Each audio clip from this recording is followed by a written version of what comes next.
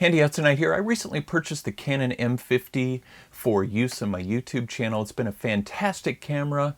When I purchased it, it came with a kit lens of 15 to 45 millimeter, but the aperture on it only goes down to 4.5. And I was looking for a lens where I could get more background blur and a lens that would be around 50 millimeters for all around different use.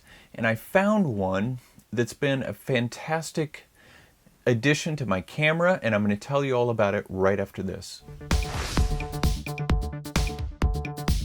So a few weeks ago I purchased the Canon M50, which I'm filming on right now, so I can't show you that camera. But one thing I can show you is the lens that I purchased to use to get better background blur.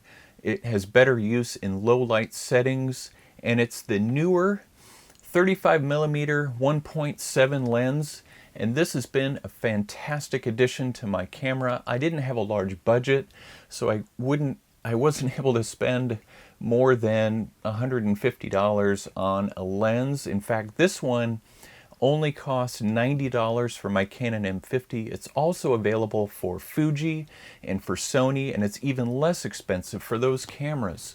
So what makes this Neewer lens such a great budget lens? Well, as you can see from my last video, I shot that completely with my Neewer lens, and you can see the background is blurred beautifully, and I don't really have that much distance behind me. And as you can see now, I'm using the kit lens. There's not nearly as much blur in the background. You don't really get that good crisp low light aperture setting that you do with this Neewer lens that goes down to 1.7. My kit lens for my M50 only goes down to 3.5. Now, one thing about this that's a bit of a caveat, but actually it does make for a lot of fun, even with photography, are the settings are purely manual on this. So you have a manual aperture setting and a manual focus setting. If you can see that here in my lens, you can see the aperture setting is back here, going from 1.7 up to about 22.8. And then the focus settings here. The nice thing about these manual settings is they're very smooth. This is a well-built lens. It's nice and solid. It's made out of metal. The front, the end, actually the cover is made out of metal. But interestingly, instead of snapping on, this just slides off and on. But it does stay on well. And then the back, of course, you have the protective screw-on lens, and then the lens itself. And you can see here, I'll show you a shot from the front of the lens, is that you can see the blades in there. And the quality of this is surprisingly good for the price.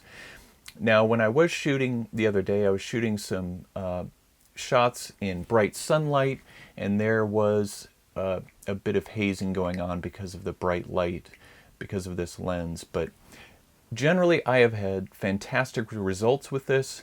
Now, one thing you understand with the EOS-M lenses on the Canon M50 is a cropped camera, mirrorless camera. So when you put a 35mm lens on the M50, with the cropping, you're actually getting more like a 50mm, even a little bit larger than a 50mm lens.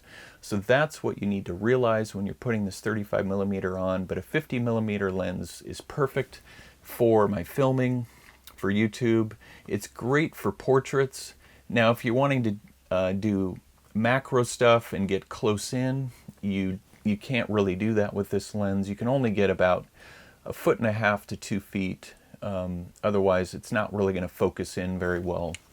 But as I mentioned, the background blur is very well done with this, and that's worth the $90 in my book, as well as the low light pictures that you can take with this. So a great budget lens to pick up if you have a Canon, Fuji, or Sony.